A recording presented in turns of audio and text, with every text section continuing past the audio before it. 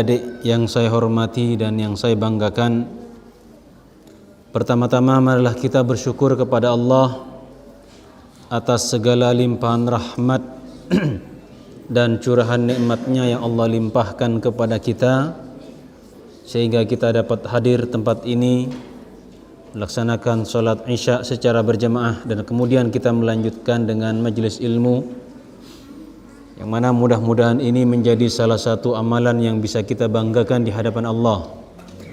Mudah-mudahan sebagaimana Allah kumpulkan kita di tempat ini, Allah kumpulkan kita pula di surganya. Amin Allahumma amin.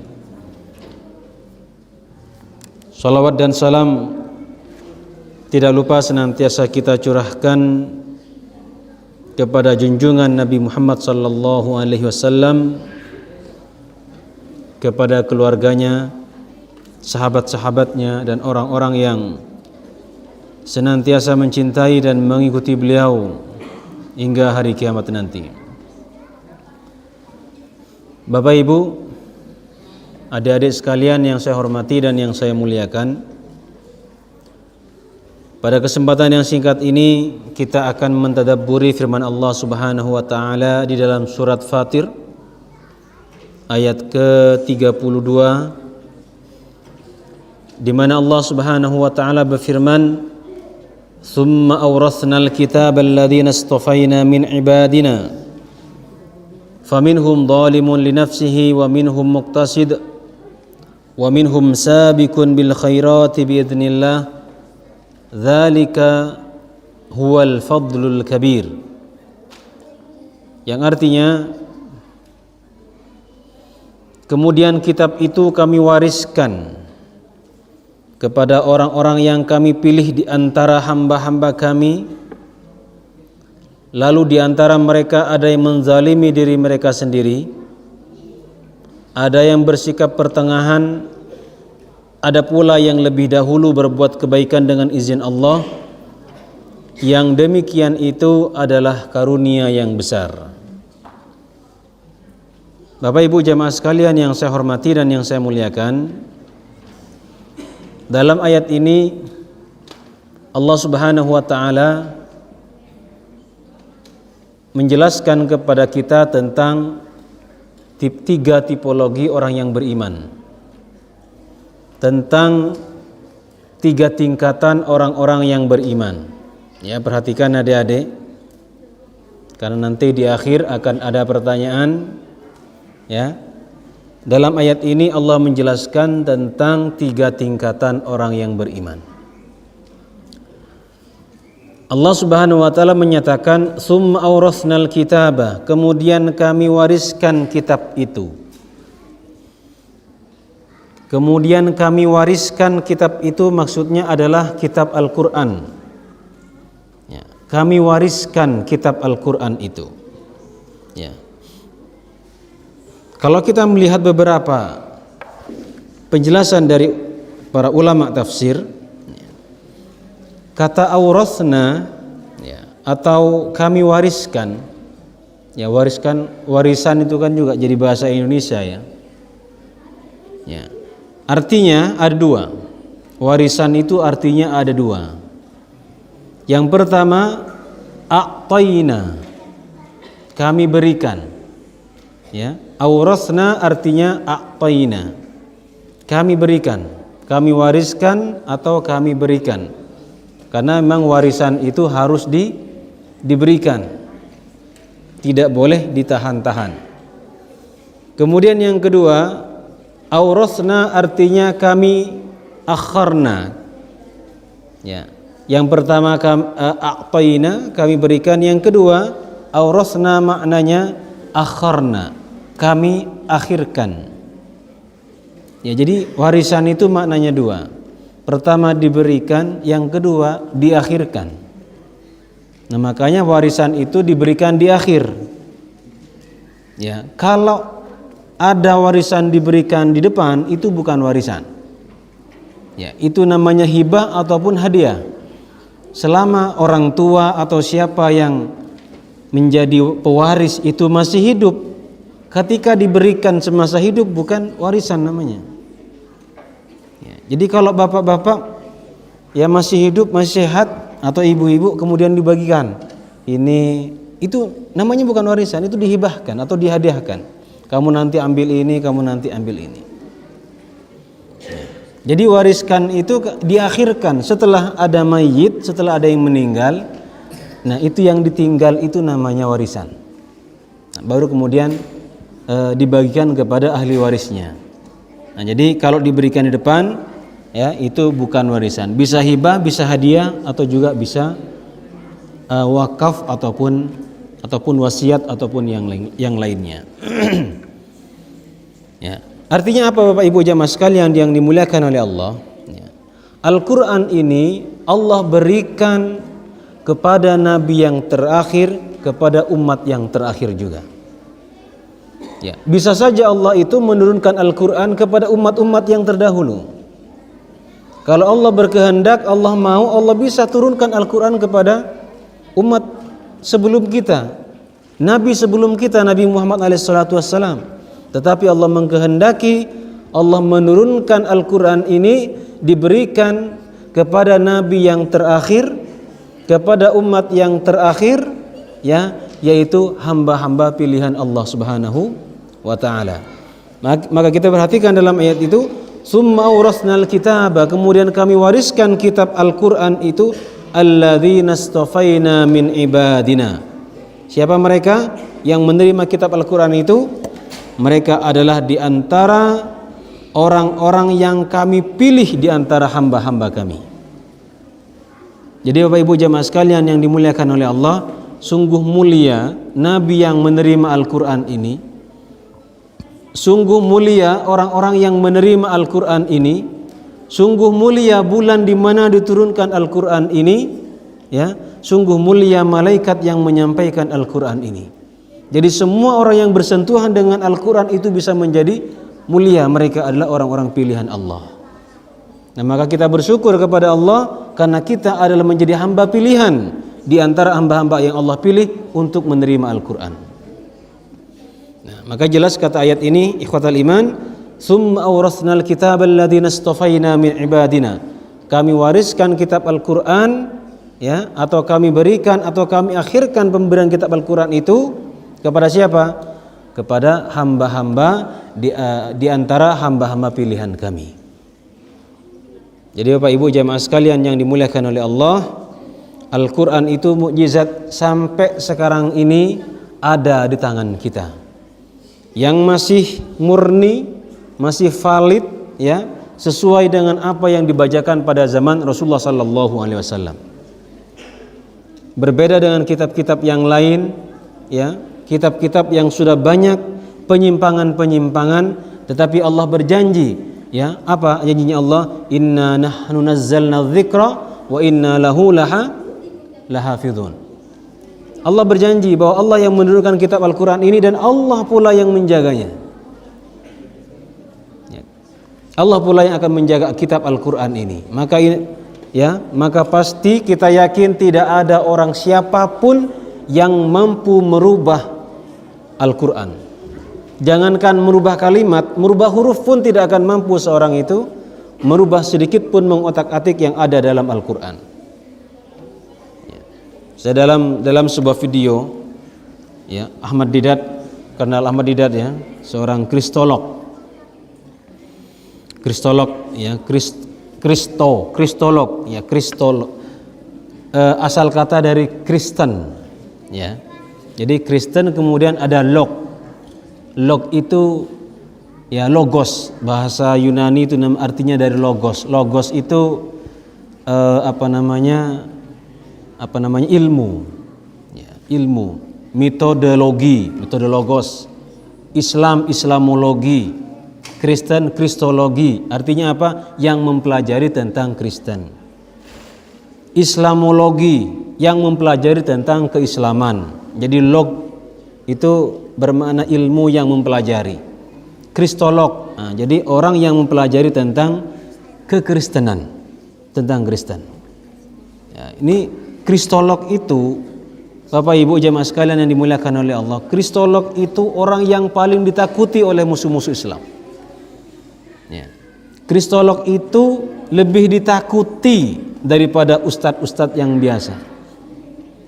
Ya. Saya pernah mendengar seorang pakar kristolog, dia mengatakan, ya, mohon maaf ya, orang-orang non-muslim itu, ya, itu lebih khawatir, lebih takut terhadap satu orang kristolog daripada 1000 orang seperti Ustadz Abdul Somad. Kenapa? Ustadz Abdul Somad itu ceramahnya depan kita yang muslim, ya. Tetapi seorang kristolog ketika dia berdebat, contoh Dr. Zakir Naik, setiap dia berdebat, setiap dia berceramah, itu akan ada orang yang akan masuk Islam. Jadi kristolog itu lebih berbahaya sebenarnya bagi mereka. Dan tetapi kita umat Islam jarang yang mempelajari tentang ilmu kristologi ini. Sebenarnya mereka paling ditakuti oleh non-muslim itu, ya, adalah seorang kristolog. Ya, karena apa? Karena mereka mempelajari kitab-kitab mereka, bahkan terkadang lebih hafal.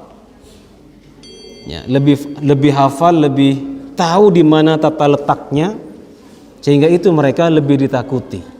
Ya, daripada ya ustadz-ustadz seperti kita ini, bagi mereka itu tidak berpengaruh. Ya, kalau kita ceramahkan di hadapan Bapak Ibu, ada yang non-muslim di sini? Kan tidak ada. Tapi seorang kristolog berceramah itu, saya katakan tadi, Dr. Zakir Naik 1-2 itu, ya insya Allah ada orang yang akan mendapatkan hidayah. Nah, jadi dalam salah satu debat, Ahmad Didat itu pernah menantang lawan debatnya. Beliau menulis, ya, beberapa kalimat di dalam Bible, ya, beberapa kalimat dalam Bible, kemudian kalimat-kalimat itu beliau campur dengan bahasa beliau sendiri. Entah ditambah imbuhan me atau kan atau yang atau di, ada tambahannya.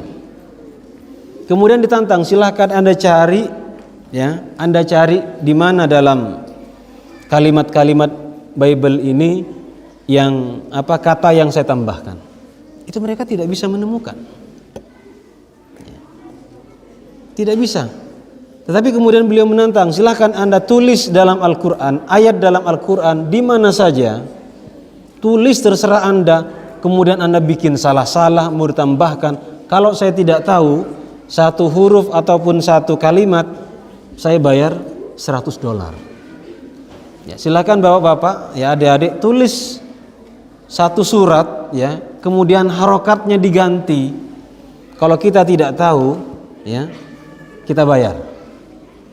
Tulis Al-Fatihah lah, coba adik-adik tulis Al-Fatihah, sebut salah-salah atau ditambahkan.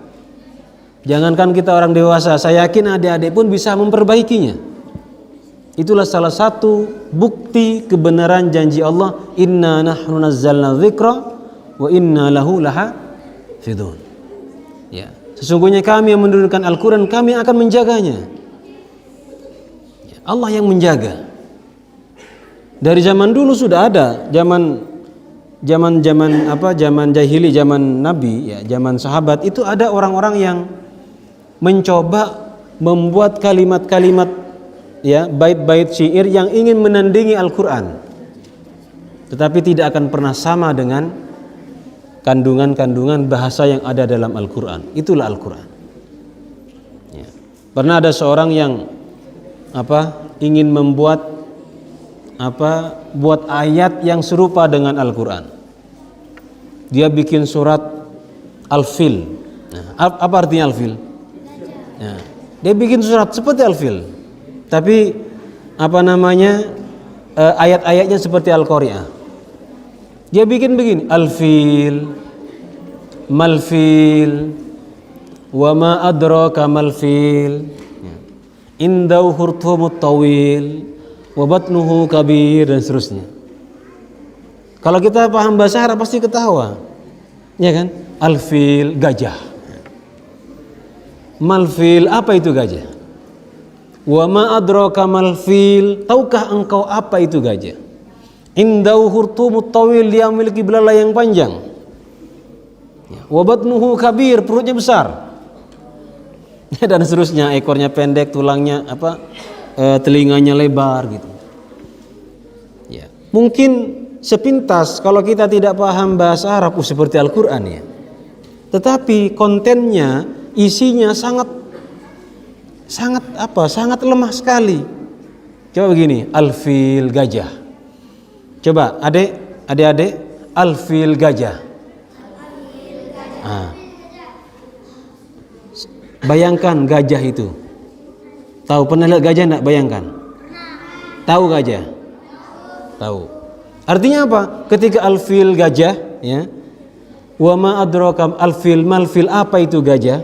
Tahukah engkau itu gajah? Sudah tahu kita. Alfil gajah itu sudah tahu, tidak perlu dilanjutkan ayatnya.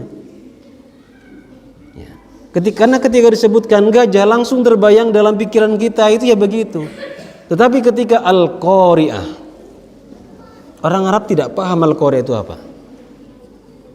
Ya. Karena apa? Karena makna awalnya al-qari'ah itu seperti orang mengetuk. Apa maksudnya al-qari'ah dalam ayat ini? Wa ma adraka mal qari'ah. Dijelaskan oleh Allah, yauma yakunun nasu kal farashil mabthus.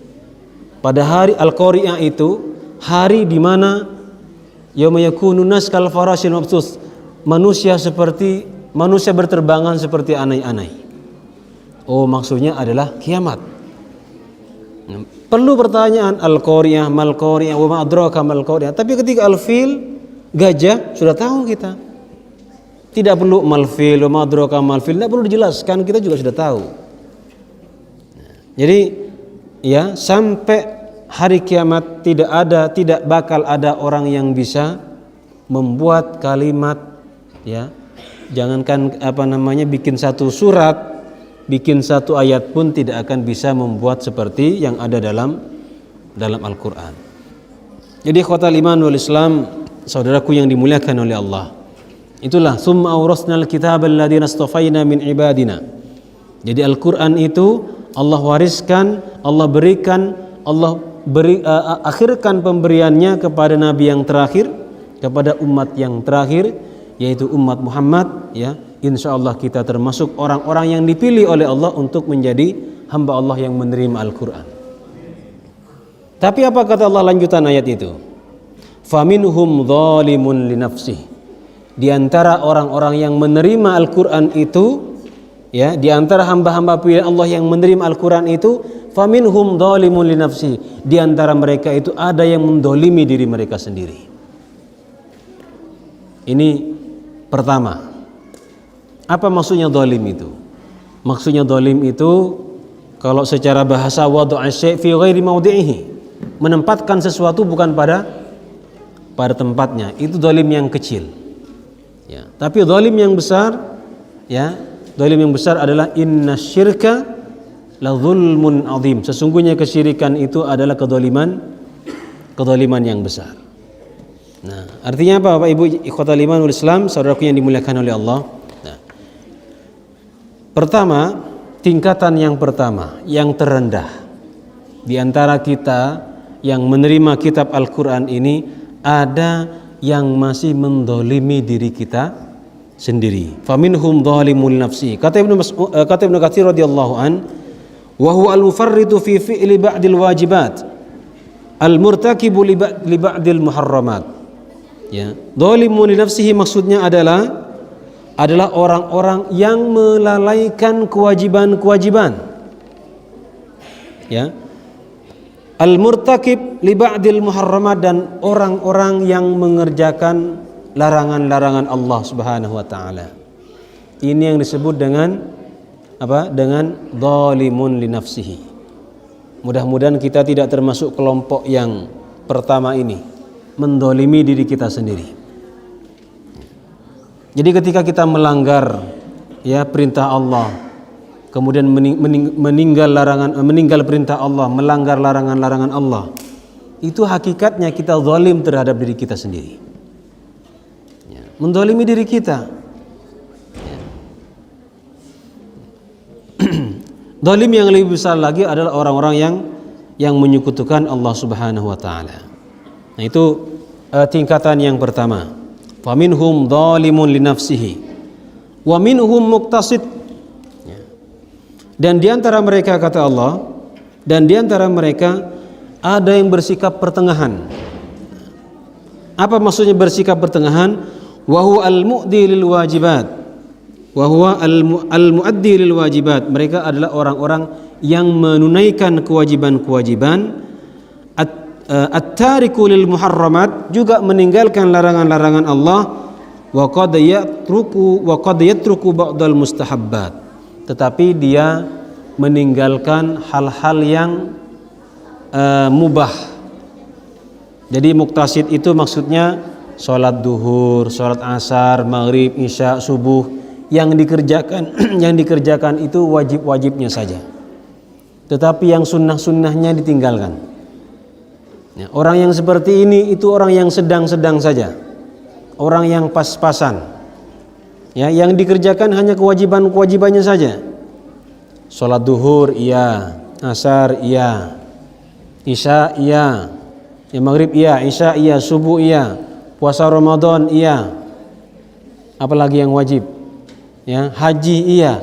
Cuman yang sunnah-sunnah itu dia tidak kerjakan. Dia hanya mencukupkan hal-hal yang wajib, tetapi hal-hal yang sunnah dia tinggalkan. Itulah orang yang al-muqtasid, orang yang bersikap pertengahan, bersikap biasa-biasa saja. Jadi al-muqtasid ini adalah orang yang mengerjakan perintah Allah, meninggalkan larangan Allah, tetapi dia tidak sungguh-sungguh dalam melakukan hal-hal yang sunnah, hanya wajibnya saja. Sholat duha tidak pernah, ya. Kemudian apalagi? Sholat malamnya tidak pernah, baca Qur'annya tidak pernah, tetapi yang wajib-wajib yang lainnya itu dikerjakan. Ya, ini lebih baik daripada yang pertama, zalimun nafsihi.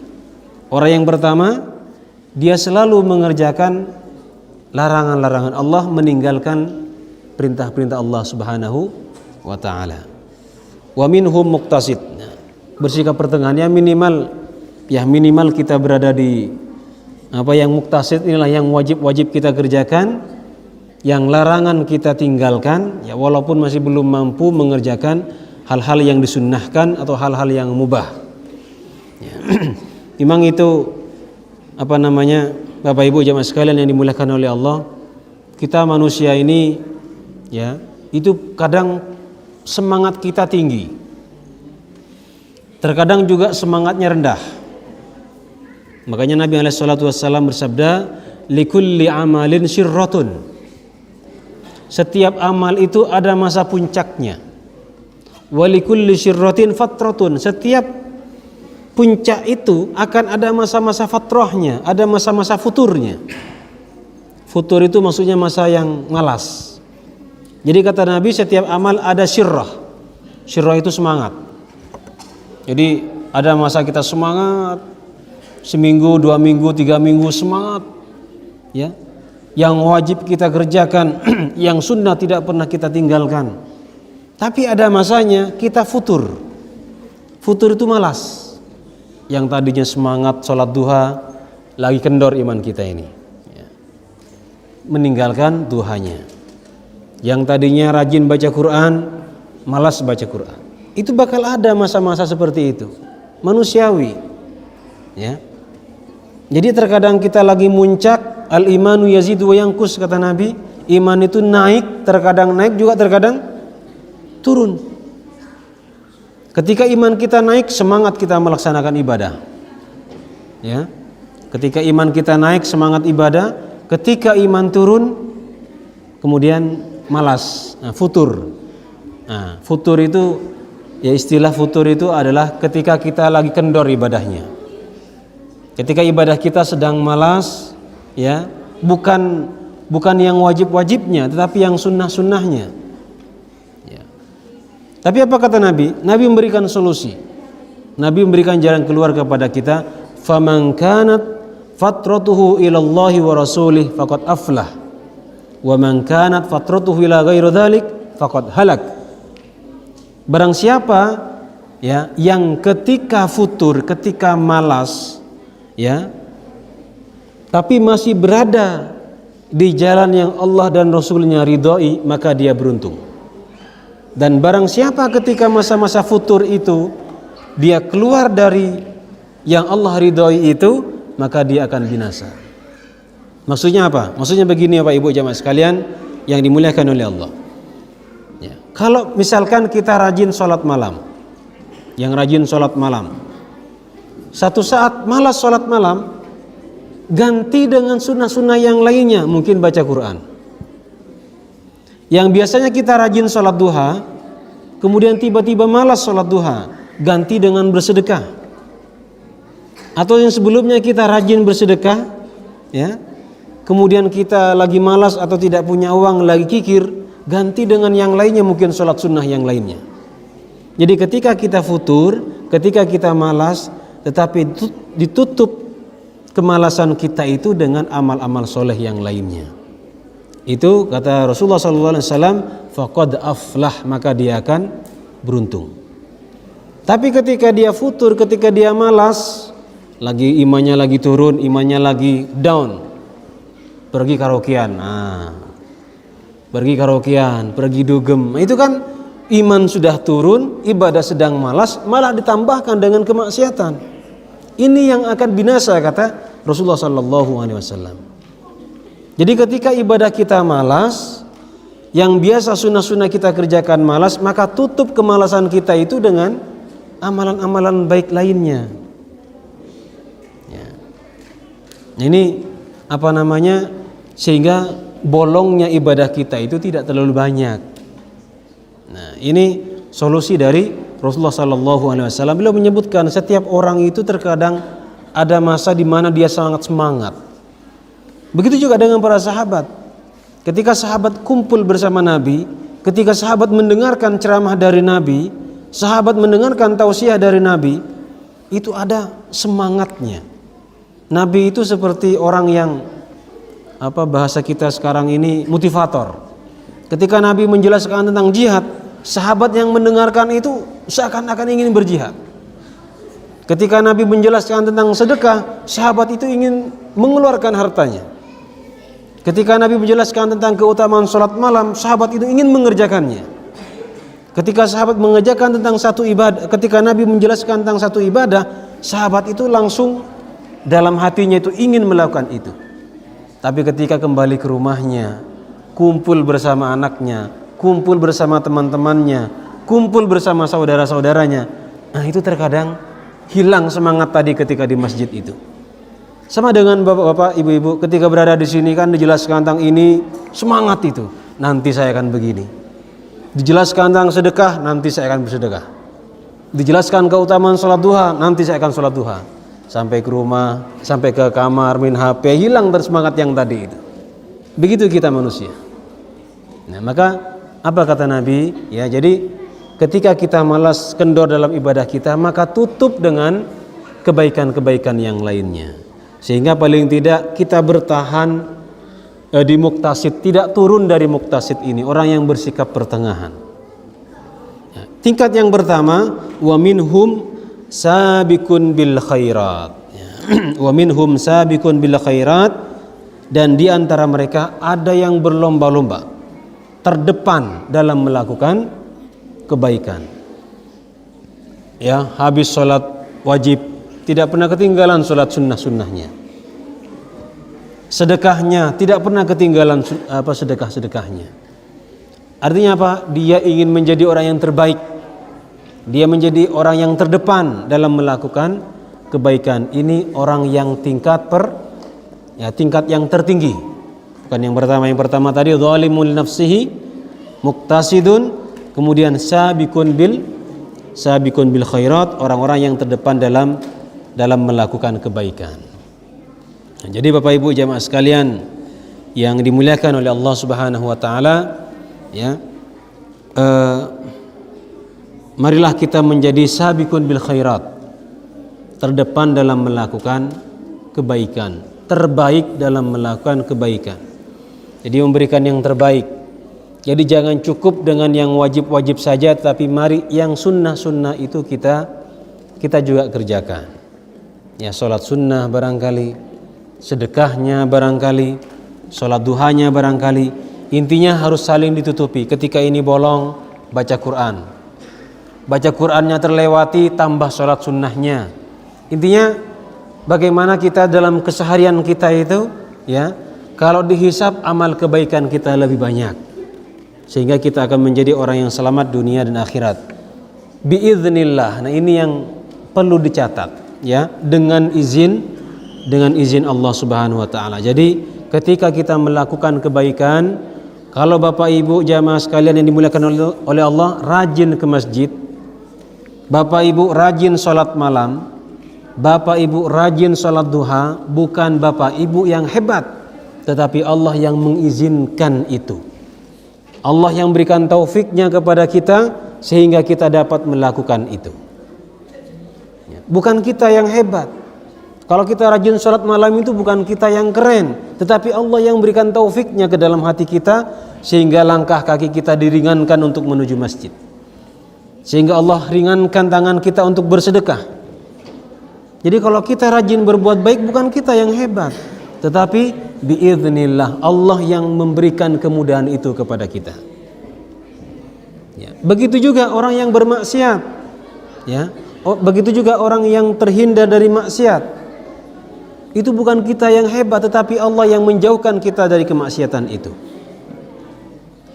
Jadi kalau kita misalkan meninggalkan satu kemaksiatan, ya, bukan karena kita yang keren, bukan karena kita yang hebat, iman kita tebal, tapi Allah yang menyelamatkan kita. Mungkin kita pernah dengar kisah Nabi Yusuf alaihissalam, ya. Nabi Yusuf disebutkan dalam surat Yusuf, dikisahkan beliau dengan ya nama yang masyhur kita kenal dengan Siti Zulaiha. Al-Quran menyebutkan walaqad hammat bihi wa hamma biha. Kata Allah apa? Zulaiha tertarik kepada Yusuf, ya. Walaqad hammat bihi. Hamma itu punya keinginan, punya nafsu. Walaqad hammat bihi, bihi kepada Yusuf. Wa hamma biha, dan Yusuf pun juga tertarik kepada Zulaiha. Kenapa? Yusuf itu laki-laki seperti kita yang normal. Ya, jadi Zulaiha suka tertarik kepada Yusuf, Yusuf pun tertarik suka kepada Zulaiha. Ya, apa kata Allah? Laula an ra'a burhana rabbih. Sekiranya Yusuf itu tidak melihat kebesaran Tuhannya, maka Yusuf itu akan terjatuh dalam kemaksiatan itu. Jadi yang menyelamatkan Yusuf siapa? Allah. Begitu juga kalau kita terselamatkan dari kemaksiatan, bukan kita yang menyelamatkan diri kita, tapi Allah yang menyelamatkan kita. Nah, maka dalam ayat ini, wa minhum sabiqun bil khairat, kemudian ditutup biiznillah, dengan izin Allah Subhanahu wa taala. Maka kita berdoa kepada Allah, berdoa dijauhkan dari kemaksiatan, berdoa agar diberikan semangat dalam melakukan ibadah. Karena apa? Yang menggerakkan kita semua itu adalah Allah. Berdoa kita dijauhkan dari maksiat. Ya. Dzalika huwal fadlul kabir. Yang demikian itu merupakan karunia yang besar dari Allah Subhanahu wa taala. Bapak Ibu jamaah sekalian yang dimuliakan oleh Allah Subhanahu wa taala, barangkali itu yang bisa kita tadabburi dari surat Fatir ayat 32 ini, ya, di mana dalam ayat ini menjelaskan 3 tingkatan orang-orang yang menerima Al-Quran.